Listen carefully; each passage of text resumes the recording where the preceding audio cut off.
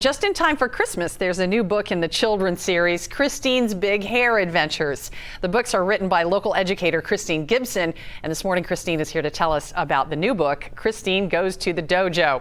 Happy holidays, so good to see you, Christine. Good to see you too. How are you? I'm doing great. So you started this series to help kids with different situations and our differences, and you had a lot to work with this year. What's your focus this time in this new book? So the new book's focus is self-management, how Christine has to learn how to deal with her impulses, her emotions, and on top of that, COVID hits. So then she has to learn how to deal with her impulses and emotions at home, constantly being bothered by her two little brothers, kind of like the situations that a lot of us are in. We're kind of stuck in the house with our loved ones, and that could be kind of waned. You know, we love each other, but we kind of get on each other's nerves.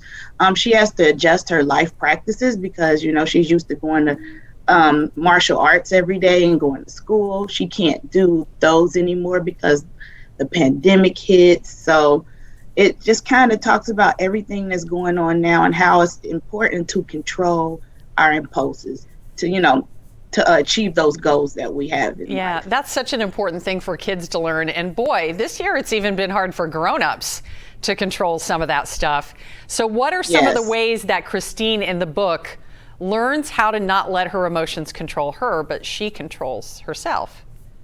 So because she takes martial arts, she's learning discipline of just being a leader.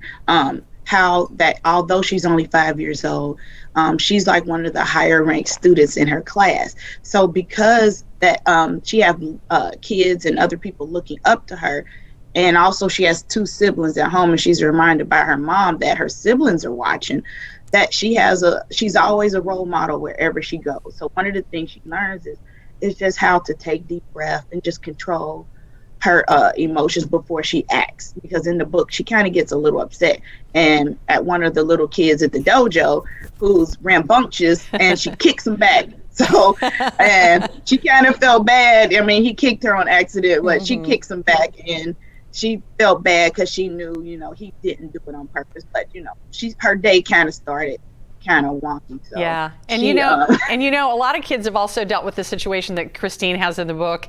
Her grandma is her favorite person, and she can't see grandma in person, and she can't hug grandma right now. So what's your message to kids about this hard time that we're all going through with that? My message is hang in there. You know, this is temporary. You can't, just because we are in a global pandemic does not mean you cannot reach out to the ones you love. Christine learned that she could get on her computer, and she has Zoom meetings, Google Meet meetings with grandma, so she can still have those crucial conversations that she needs to, you know, to keep going and affirm herself that they really love each other. And she can see grandma too. So that's important, to be able to see and talk to the people who you really admire and love, and keep in contact with loved ones in that close circle. We need to keep in contact with our circle of friends. Just because we're stuck in the house don't mean we can't reach out. Telephone, you know, Skype. There's so many different ways we can keep in touch. So that's one of the important messages to take away, that, you know, let's keep in touch and build each other up during these times. And absolutely. And I think parents and grandparents and aunts and uncles can also connect with kids through books. It's just a wonderful way to build relationships. And thank you for writing your beautiful books. We love them, Christine. Thank you for having me. Thank you so much. All of Christine's books are available right now on Amazon.